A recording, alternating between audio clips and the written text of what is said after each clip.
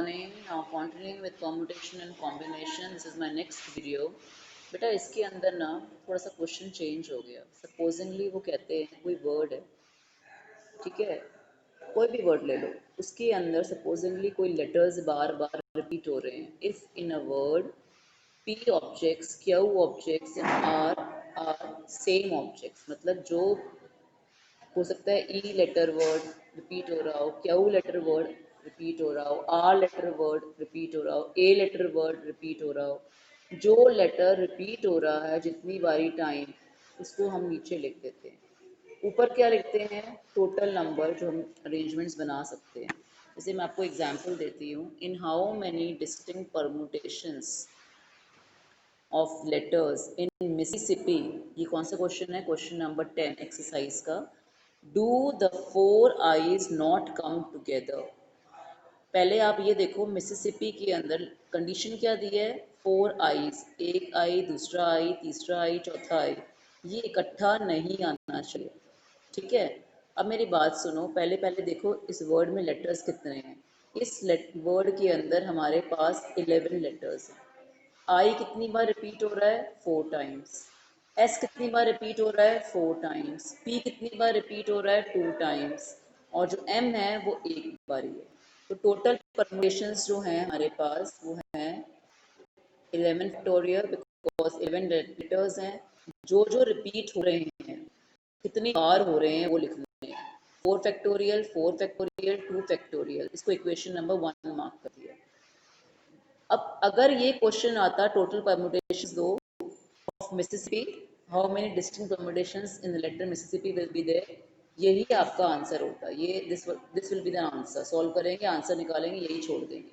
लेकिन साथ में उन्होंने बेटा कंडीशन दे दी है. 4 eyes should not come together. मतलब if I keep all eyes together, अगर मैं हम लोग क्या करेंगे यार, हम लोग प्रोबेबिलिटी पढ़ते थे तो हम लोग क्या करते थे? Find the probability of not having an S. हम क्या करते थे? पहले निकालते थे एस होते कितने हैं, 4. हम 4 माइनस करते थे 52 में से, तो 48. नॉट हैविंग एन एस निकालने के लिए उतना माइनस कर देते थे. Similarly if I keep all eyes together, हमारे पास 7 लेटर्स बन जाते हैं. टोटल होते हैं 11. 11 में से 4 आईज माइनस कर दो तो हमारे पास 7 लेटर बच जाते हैं. ठीक है. अब 4 जो आईज हैं, 4 आईज को एक मान लो. 4 आईज यानी कि आई आई आई आई, इन सबको एक लेटर मान लो. इकट्ठा मानना है ना, तो हमारे पास अब 7 लेटर तो बच गए थे, प्लस एक आई का बंच है. जो बंच है उसको एक मान लेंगे तो कितने हो गए हमारे पास? 8 लेटर्स हो गए. 7 बच गए थे, एक हमने आईज का बंच ले लिया, वो 8 हो गए. The number of permutations if i's are together. 8 factorial क्यों आया? बिकॉज 8 हो गया. डिवाइडेड बाय 4 और 2. दूसरा 4 क्यों नहीं आया? बिकॉज एक 4 हम लोग आई वाला ले चुके हैं. ये 4 किसका आया है? ये 4 आया है एस का, और ये 2 किसका आया है? पी का. तो ये आई टुगेदर होने की प्रोबेबिलिटी है. आई टुगेदर ना होने की प्रोबेबिलिटी, तो टोटल परमुटेशन में से नॉट टुगेदर टुगेदर को माइनस करेंगे तो हमारे पास क्या आएगा बेटा? 11 फैक्टोरियल, 4 फैक्टोरियल. सॉल्व करेंगे बेटा, आप देख रहे हो. 11 को किया 4 फैक्टोरियल, हमने 11 10 9 8 4 9 8 7 6 5, 4 फैक्टोरियल कैंसिल हो गया. इस 4 फैक्टोरियल को होल्ड लिया मैंने, 4 इंटू 3 इंटू 2 और फैक्टोरियल, माइनस 8 को खोला, 8 into 7 into 6 into 5, 4 factorial cancel हो गया, नीचे 2 फैक्टोरियल आ गया. हमारे पास आ गया 83810. Is it? अब नहीं आगे क्वेश्चन को ढंग से देखो पहले. मतलब ये वो क्वेश्चंस हैं जिसके अंदर कोई लेटर आपस में रिपीट हो रहा होता है. तभी मैंने आपको समझाया कि ये एन जो है टोटल नंबर ऑफ लेटर्स होते हैं ऊपर. पी क्यू आर जो कितनी बार रिपीट हो रहा है फैक्टोरियल नीचे ला देते हैं. आगे समझ में? अब देखो, आप मैं थोड़ा सा क्वेश्चन कॉम्बिनेशन पढ़ाती हूँ, उसके बाद हम शुरू करेंगे. कॉम्बिनेशन परमुटेशन में क्या फर्क होता है? कॉम्बिनेशन होता है एन पी आर. इसका फॉर्मूला होता है factorial N factorial R n minus, और जो हमारे पास NCR होता है, NCR, C मतलब combination factorial n factorial r और n माइनस r, ये फ़र्क है दोनों में। इसमें n माइनस r आता है, r नहीं आता, इसमें n माइनस r भी आता है और r फैक्टोरियल भी आता है। देखो 12 फैक्टोरियल 5 मतलब 12C5 है, n की वैल्यू 12 है, c और r की वैल्यू 5 है, तो 5 फैक्टोरियल तो आएगा ही आएगा। 12 में से 5 माइनस कर देंगे 7 फैक्टोरियल, ठीक है। उसके बाद में हम लोगों के पास बड़ा नंबर कौन सा, 7 फैक्टोरियल। इसका मतलब हम जब 12 को ओपन करेंगे 12 7 तक करेंगे, 7 7 कैंसिल हो जाएगा। 5 फैक्टोरियल को ओपन करके लिखेंगे 5 4 3 2 1, ये 7 फैक्टोरियल कैंसिल हो जाएगा और हमारे पास आंसर आ जाएगा 792। अब 10C8 है,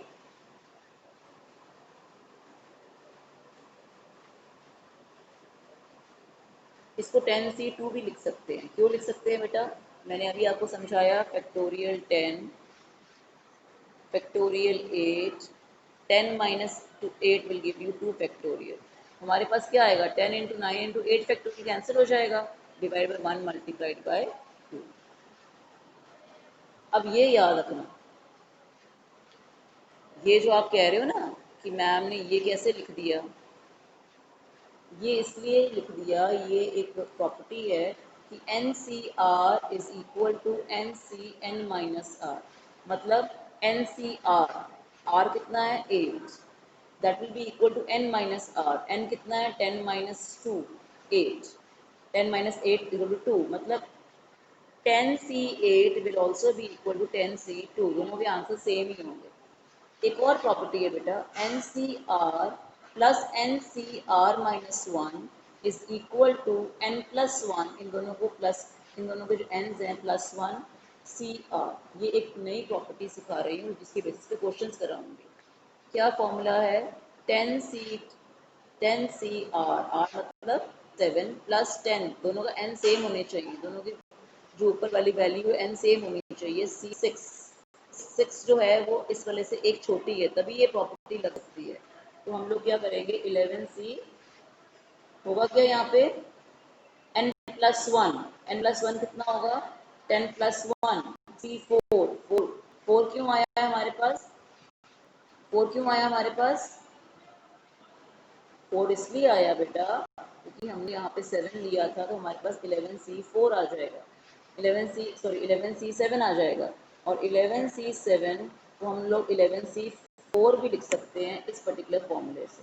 अदरवाइज आप इसको लिख सकते हो factorial 11 factorial 7, 11 minus 7 will give you, और ओपन करोगे तो आपके पास 330 आंसर आ जाएगा। अगला है फाइंड n, दोनों में हम इसको ओपन करेंगे, factorial n factorial 5 n minus 5 factorial n over n minus 7 over factorial 7। अब इन दोनों को इक्वेट किया हुआ है तो फैक्टोरियल फैक्टोरियल n कैंसिल हो जाएगा, हम इसको क्रॉस मल्टीप्लाई करेंगे, n माइनस 5 इधर आ जाएगा, फैक्टोरियल 7 इधर आ जाएगा। आगे समझ में, अगर मैं इसको ओपन करूँ n माइनस 5 को, छोटे को ओपन करते हैं ना माइनस 1 आता है, माइनस 6 हो जाएगा, फिर माइनस 1 करूँगी तो माइनस 7 हो जाएगा, तो n माइनस 1 फैक्टोरियल कैंसिल हो जाएगा। यहाँ पे भी आएगा 7 into 6 into 5 factorial, 5 factorial will be cancel and 7 and 6 will be left. हमारे पास आ गया n minus 5 n minus 6, n minus 7 cancel हो जाएगा तो ये आ जाएगा। इसके बाद एक क्वाड्रेटिक इक्वेशन आ गई, सॉल्व करोगे तो n की वैल्यू कितनी आ गई 12। Before I go for the exercise, let me do 2-3 questions extra जो एग्जाम्पलर बुक के हैं, बहुत इंपॉर्टेंट है, पेपर में आते हैं। In an examination, a student has to answer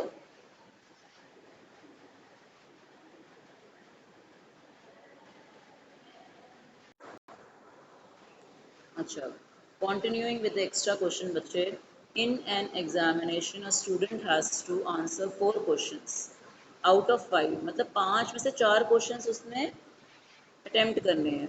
question 1 and 2 are however compulsory, मतलब 4 क्वेश्चन अटेम्प्ट करने हैं, 1 and 2 क्वेश्चन कंपलसरी हैं, determine number of ways in which student can make a choice. पहला 2 option तो उसके लिए कंपलसरी है, 4 option उसने टोटल अटेम्प्ट करने हैं, 4 क्वेश्चंस आउट ऑफ 5 क्वेश्चंस, 2 तो कंपलसरी हैं। अब रह कितने गए? 3। 3 में से उसने अब कितने चुनने हैं? और 2। Student has to answer 2 more questions, क्योंकि उसने पहले student has to answer 4 questions, लेकिन 4 आउट ऑफ 5, 2 उनमें से कंपलसरी, रह कितने गए? 2। कितने में से? 3 क्वेश्चंस में से। The number of ways he can this the questions can be chosen is 3c2 is equal to 3। निकालेंगे आंसर कितना आएगा? 3। अभी आपको मैंने फॉर्मूला सिखाया ना बेटा, factorial 3 factorial 2 multiply 3 minus 2 1 factorial, तो आंसर कितना आएगा? 3। 3 वेज। अगला भी एक्स्ट्रा क्वेश्चन है, how many committees of 5 persons with a chairperson can be selected from 12 persons। वो कह रहे हैं कितनी कमिटीज हम 5 लोगों की बना सकते हैं, 5 लोगों की कमिटीज बना सकते हैं। with a chairperson can be selected from 12 persons। 12 लोगों में से एक चेयरपर्सन है, मतलब अगर तुम 12 में से एक आदमी चेयरपर्सन बना दिया तो कितने लोग रह गए? 11। 11 लोगों में से तुमने 11 लोगों में से 5 में से एक तो चेयरपर्सन ले लिया, कितने रह गए? 11 में से तुमने 4 लोग ढूंढने हैं। तो तुम्हारे पास एक तो आंसर आएगा 12। क्यों? क्योंकि चेयरपर्सन को ढूंढने के लिए, चेयरपर्सन बनाने के लिए, सिलेक्ट करने के लिए तुम्हारे पास कितने ऑप्शंस हैं? 12 लोग हैं। और बाकी कितने हैं? 11 में से 4 बनाने हैं, तुमने चुनने हैं, remaining. First we select chairperson. Any one person out of 12 can be selected as a chairperson. So there are 12 ways of selecting a chairperson. As committees of 5 persons are to be selected from 12 persons, so we have to select 4 more persons from remaining 11। क्योंकि एक तो हमने chairperson ले लिया, 12 में से एक निकल गया, 11। इन 11C 4 ways, तो रिक्वायर्ड नंबर ऑफ कमिटीज कितने हुई? 12। 12 मतलब एक chairperson can be selected in 12 ways। बाकी रह गए हमारे पास 4 लोग सिलेक्ट करने हैं, they can be selected out of 11। 11C4, इसको सॉल्व करेंगे तो 3960 आएगा। ये क्वेश्चन आता है एग्जाम में। Determine the number of ways of choosing 5 cards.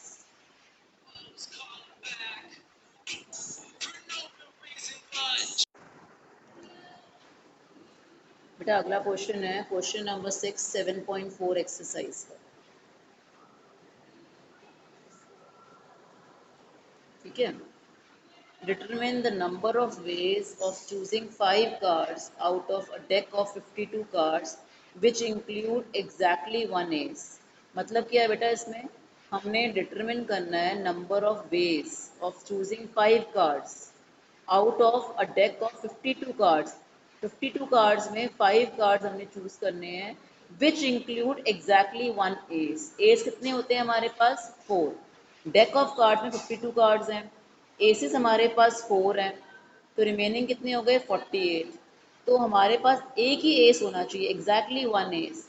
एक एस चुनना है हमने 4 में से, और जो बाकी के हमारे 4 कार्ड्स हैं वो हमने किस में से चूज करने हैं? 48 कार्ड्स में से। The number of ways of choosing 1 ace out of 4 is 4C1। उसके बाद number of ways of choosing 4 cards out of other 48 cards is 48C4। अब लिखने का तरीका सीखो एग्जाम में। Corresponding to 1 way of choosing 1 ace, 48C4 ways of choosing 4 cards. तो हमारे पास कितने टोटल वेज हो गए? एस चुनने के 4C1 और बाकी 4 कार्ड्स, रिमेनिंग 48 कार्ड्स में से चुनने हैं। हमारे पास आएगा 778320 आंसर आएगा। ठीक है बच्चा। अगला question, question number 7, in how many ways. चलो इसको ना हम कल डिस्कस करेंगे, ठीक है बेटा। Thank you.